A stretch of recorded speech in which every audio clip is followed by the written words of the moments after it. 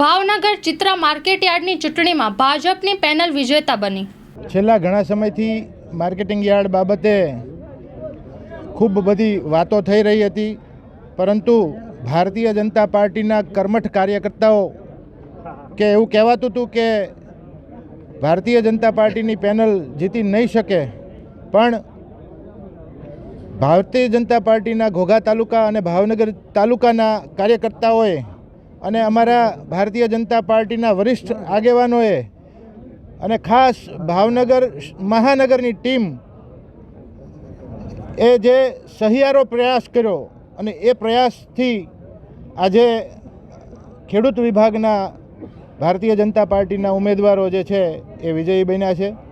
એમાં સૌ ભારતીય જનતા પાર્ટીના કાર્યકર્તાઓની ખૂબ બધી મહેનત રહી છે।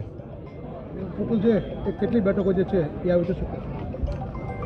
ખેડૂત વિભાગની 10, વેપારીની 4 અને સરકારી પ્રતિનિધિ જે હોય એ 3, એમ કરીને 17 બેઠકો હતી। એ 17 બેઠકોમાંથી આપણે કહી શકીએ કે 12 સીટો ઉપર ભારતીય જનતા પાર્ટી ગણાય અને વેપારીના 4 અને ખેડૂતના 5 એમ ગણો તો 9 સીટો, 14 સીટોમાંથી 9 સીટો ઉપર ભારતીય જનતા પાર્ટીના જે લોકો વિજેતા બન્યા છે, ભારતીય જનતા પાર્ટીના કાર્યકર્તા વિજેતા બન્યા છે। કેવો આગામી વિકાસ રહેશે? કામગીરી કેવી હશે?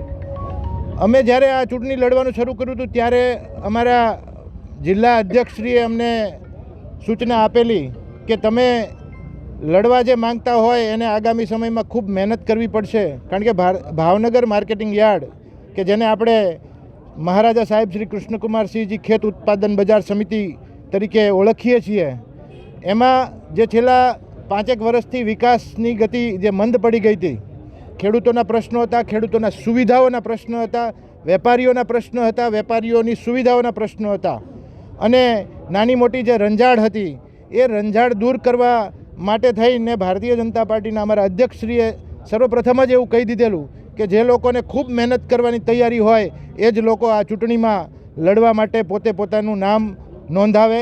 એટલે હવે અમે જ્યારે ચૂંટાયા છીએ અને ભારતીય જનતા પાર્ટીની બોડી બનશે, ચેરમેન જે કોઈ પણ બને, પણ આગામી સમયમાં ભારતીય જનતા પાર્ટીના સૌ આગેવાનો અમે એક થઈ અને ભાવનગર માર્કેટિંગ યાર્ડનો જે ભવ્ય ઇતિહાસ હતો એ ઇતિહાસને અમે પુનરાવર્તિત કરશું એવી અમને ચોક્કસ વિશ્વાસ છે। આજે માર્કેટ યાર્ડની ખેડૂત પેનલની ચૂંટણી હતી, એમાં 5 બેઠક ભાજપને આવી છે અને 5 બેઠક કોંગ્રેસને આવી છે।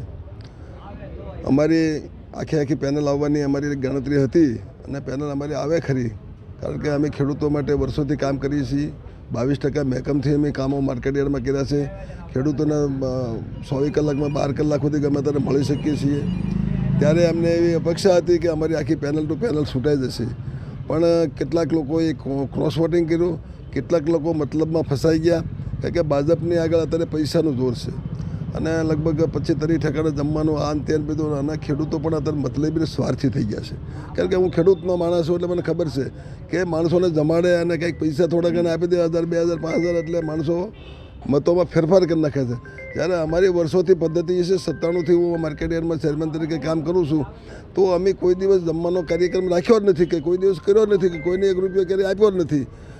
અને જે ભાજપવાળાએ પદ્ધતિ કરી એ પદ્ધતિ પ્રમાણે એને એમ હતું કે ભાઈ ના અમે આખી પેનલ કરી નાખીશું, પણ અમે ભાજપને તો ચોખ્ખો ફાયદો જ છે, કારણ કે એ જે પૈસાથી અને લાલચોથી જે જમાડવાથી જે લીધા છે, મને ખબર છે કે આ ભાજપમાંથી એકે આગેવાન ખેડૂતો માટે અહીંયા હાજર રહેવાનો નથી, એ મારી ગેરંટી છે। કારણ કે ખેડૂતોનું કામ, આ માર્કેટ યાર્ડનું કામ બહુ જ પ્યાદું કામ છે, બહુ લેન્ધી કામ છે, અને એવો આ સામેની પેનલમાં તમે એક માણસ જોશો તો કોઈને પેટ્રોલ પંપ માલતો છે, તો કોઈને કોન્ટ્રાક્ટ હશે, કે કોઈને ટોલ નાખવું હશે, કે કોઈક હશે તો કંઈ એને કંઈ ખબર નહીં પડતી હોય, આ ટાઈપના માણસો છે। જ્યારે અમારી પેનલમાં બધા ખેડૂતલક્ષી માણસો, સારા માણસો, ખેડૂતોનો પ્રશ્નો સમજાય એવા માણસો, અને હું પણ અહીંયા ખેડૂતોના કામ ડાયરેક્ટર તરીકે પણ કરશું, અને આ માર્કેટ યાર્ડમાં સાફ સફાઈના જે કંઈ પ્રશ્નો છે એના માટે પણ અવાજ ઉપાડશું, અને કરપ્શન કરશે કે આ બધો બદલો લેવો, કારણ કે ખર્ચો કર્યો એટલે એને ક્યાંયથી લઈ લઈશું, પણ એ પણ અમે નહીં થવા દઈએ। અને આ માર્કેટ યાર્ડનું અમે પૂરેપૂરું ધ્યાન રાખશું, ખેડૂતોનું ધ્યાન રાખશું। ખેડૂતોનો અમારે મતલબ એટલે કહેવો પડ્યો કે બધા ખેડૂતોને ખબર છે કે ભીખાભાઈ જાદડિયા અહીંયા આખો દિવસ મળી શકે છે, જ્યારે ભાજપના આગેવાન કોઈ મળી શકે એમ નથી, એ બધાને ખબર છે।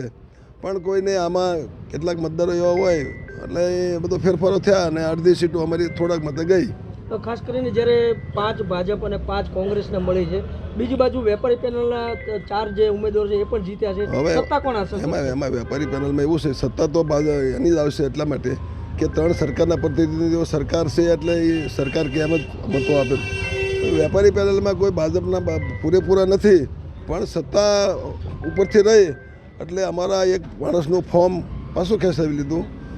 એક વેપારી ભલામણ કરી હતી અને એનો ટેકો પાછો ખેંચેલો. મુખ્ય અમારો મજબૂત હતો એટલે આવી રીતે આટીકુટીમાં નાખી અને એક ફોર્મ અમારું પાછું ખેંચેલું અને બીજા એક ડાયરેક્ટ અમારા સેટ અંદર. પણ ભાજપના બીકના હિસાબે અને ભાજપની સત્તાના હિસાબે ધંધો વેપાર કરવામાં જીએસટીથી માંડીને આન તેન થાય એટલા માટે વેપારી પછી જે સરકાર હોય એની કહે કે ભાઈ અમે ભાજપમાં છીએ, બાકી કંઈ ભાજપમાં છે એવું નથી.